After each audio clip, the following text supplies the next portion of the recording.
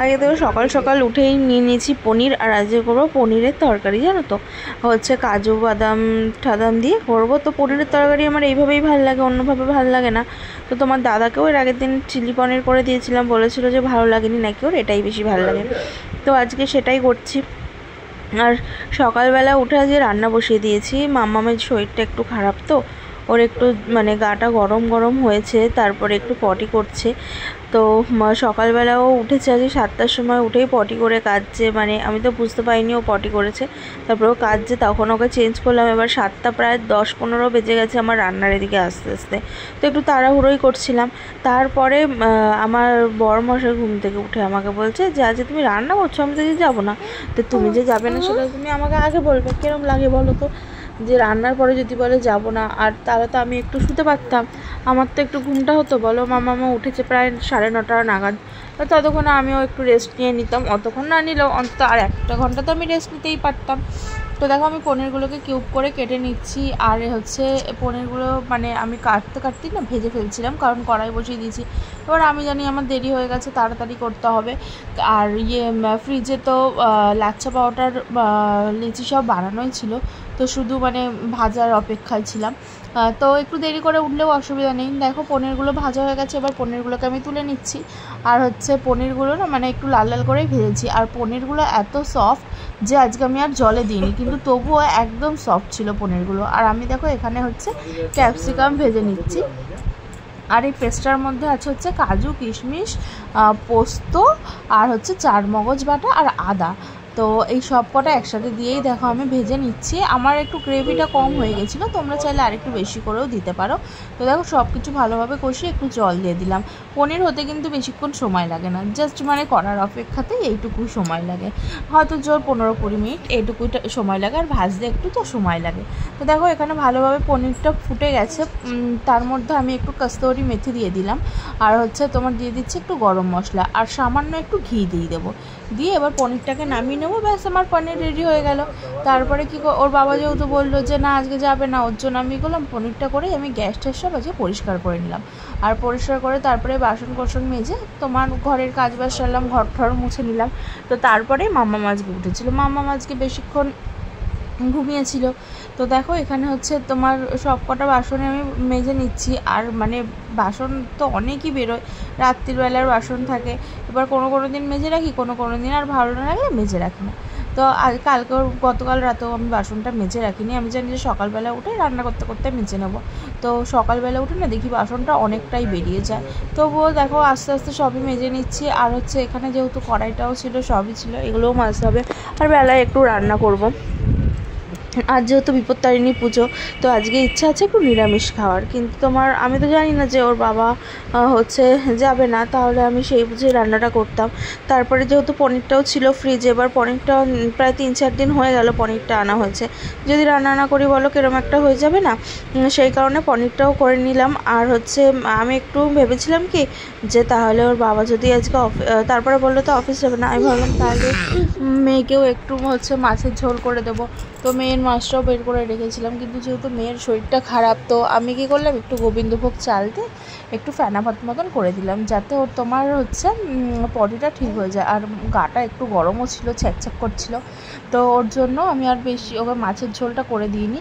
তারপর বাবা আর এদিকে আমি করলাম, তারপর আমি তাহলে যখন আমার এদিকে রান্না হয়ে গেছে, এদিকে ঘরটা মুছতে আমি ভাতটাও বসিয়ে দিই। তারপরে ভাত বসানোর পরেও বলছে যে আজকে তো আমি লুচি পাওয়াটা খাবো, আজকে বিপত্তারিণী না, মা বলেছে লুচি পাওয়াটা খেতে তোমাকেও। তো আমি তো সেটা জানি না, আমাকে তো আগে থেকে বলবে। তারপরে ভাতটাও হয়ে গেছে পুরোটা, জানো ভাতটা ধরে পুরোটাই আমি ফ্রিজে রেখে দিলাম। আর মাম্মামকেও তো ওই ভাত খাওয়াইনি, কারণ মাম্মামকে গোবিন্দভোগ চালের ভাত খাওয়াচ্ছি। তো সেই কারণে আর ওইটা হচ্ছে মানে ভাতটা পুরো ধরাই রয়ে গেল। আর তোমার হচ্ছে তারপরে উঠে কাজবাজ সারলাম, কাজবাজ তাও সারতে প্রায় আমার 10টায় বেজে গেছিলো। তারপরে জানো তো একটু বাজারে গেছিলাম, আলু একদম বাড়ন্ত ছিল সেই কারণে। তারপর বাবার কাছে মেয়েকে রেখে একটু গেছিলাম হচ্ছে বাজারে। এবার বাবাও কিছু খেয়ে আসেনি, বাবাকেও ঝট করে 2টো পরোটা ভেজে দিলাম। আর আমরাও সকালে যে ব্রেকফাস্ট করেছিলাম পরোটা দিয়ে পনির, কারণ তোমার যেহেতু ছিল সব কিছু, তো ভাবলাম পরোটা করেই ফেলি, ওর জন্য 2টো পরোটা করে আমরা খেয়ে নিলাম। আর হচ্ছে দেখো কাজবাজ সেরেই সব কিছু করেছি। আর যেহেতু যে পুজো ছিল, ওর জন্য আমি স্নান করে করে আগে পুজো দিয়ে তারপরে রান্নারও দিয়ে গেছিলাম। এবার বেলায় ভেবেছিলাম আমার না ভেটকি মাছের একটু কাটা ছিল, তো এর আগের দিন যে ফিশ ফ্রাইটা করেছিলাম ওই মাছের কাঁটাটা ফ্রিজে ছিল, অনেক দিন থেকেই গল্প করে আর করা হচ্ছে না। তো তারপরে তো আর আজকে যেহেতু নিরামিষ খাবো ভাবলাম, তারপরে আর করাও হলো না। তো আমি দিদিকে টাকা ধরে দিয়ে দিয়েছিলাম, আমি বলেছিলাম একটু পুজো দিয়ে দিস আমার মেয়ের নামে। তো দিদি পুজো দিয়ে দিয়েছে। তারপরে দেখো আর হচ্ছে তোমার দিদি তারপর অনেক বেলা করেই এসেছিলো, এবার তাড়াতাড়ি করে বাজারেও গেছিলাম। তো মেয়েটার শরীর ভালো না থাকলে না কিছুই যেন ভালো লাগে না, বাচ্চা কাচ্চার যদি শরীর খারাপ হয় কীরকম লাগে বলো তো। তো ওই কারণে মনটা একটু খারাপ। আর দেখো এদিকে হচ্ছে তোমার গ্যাসটাও ভালো করে মুছে নিলাম, দেখছিলাম চিমনিটা মুছে যায় কিনা। তারপরে অনেক জামা কাপড় ছিল, সেগুলোও টুকটুক করে গুছিয়ে নিলাম। মামামের জামা কাপড়, আমার জামা কাপড়, ওর বাবার জামা কাপড়। এখন তো প্রায় অনেক জামা কাপড়ই বেরোয়। ওর বাবার তো ডেলি কাচতেই হয়, তো মেয়েরটাও আমাকে ডেলি কাচতেই হয়, নইলে একদিন যদি না কাচি না অনেক কাছে জমে যায়, সেই কারণে। আর সব তোমার হচ্ছে মানে যদি জামা কাপড়গুলো তো বাচ্চা জামাটা ডেলিটা কাচাই দরকার। আমি যদি একবারও পরাই না আমি কেচে রাখি, কারণ আমি জানি বাচ্চা তো যদি সমস্যা হয়। তারপর ওর বাবাও যেহেতু অফিস থেকে আসে একদম গরমকাল ঘেমেছে একাকার, তো ওর বাবার জামাগুলো আমি প্রায়ই কেচে দেওয়ার চেষ্টা করি। তারপরে সব জামা কাপড়গুলো কেচে নিলাম, কেচে তোমার হচ্ছে কটা জলের বোতল ছিল সেগুলোও ভরে নিলাম। আর সেগুলো দেখো আস্তে আস্তে ভরতে তোমার হচ্ছে ওদিকে মাম্মাম বারবার ডাকছে, কারণ ওর শরীরটা তো একটু খারাপ। আর বাবাও এসেছিলো, জানি না হঠাৎ করে কি হলো মেয়ের আমার, হঠাৎ করে শরীরটা কেন খারাপ হলো। রাত্রিরেও ঠিকঠাকই ঘুমালো, আর সকালবেলা উঠেই দেখছি গাটা গরম লাগছে, কেন এরকম হচ্ছে আমি জানি না।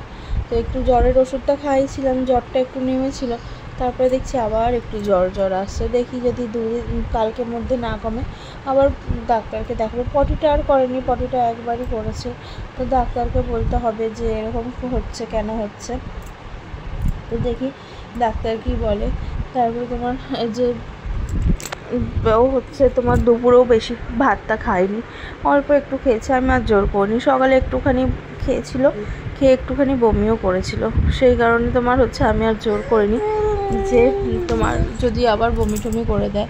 আর হচ্ছে আমাদের ওপরে 4 তলায় একটা মেয়ে থাকে, বাচ্চা মেয়ে, ও দিদি বলে, তো ও আসলে ওর সাথে একটু খেললে না মনটা ভালো হয়।